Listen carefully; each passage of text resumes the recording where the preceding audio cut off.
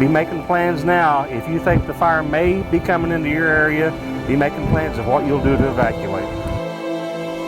Second copy, that's around that as well. Might pick up and going. Oh, I got eyes on you there. To drive around the entire deal is 182 miles to drive around the entire perimeter of the fire.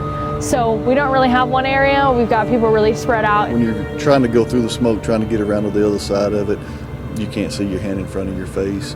The guys on the fire line, of course, they've got the same problem, except they've got heat involved in it too. Very intense. We've had one back in the 60s, and it probably burned about 10 sections.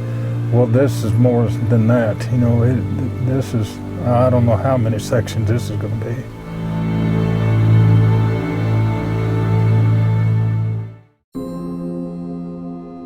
For several days, wildfires have scorched the ground, destroyed property, and taken lives.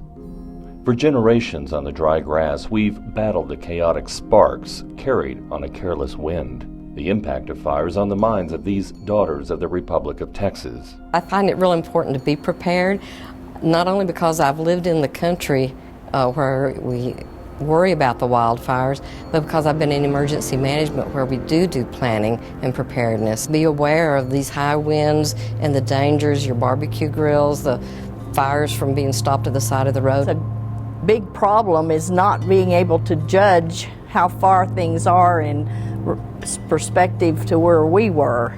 And so you need to get out and check your neighbors and make sure they're safe when we have these atrocious fires. I remember always hearing stories of my great-grandparents who lived 12 miles west of Tulia back in the 1850s. And I was always hearing the story of how the prairie fires would be coming across, and his wife was always getting so mad at him because he'd go in and he'd get all of her blankets out of her chest. They'd take them out to the cattle pond and they'd get them all wet, and then the boys would all scurry up on top of the barns and spread out the blankets and try to protect their property that way. I was out looking to see if the fire was going to jump the fence and catch my house on fire.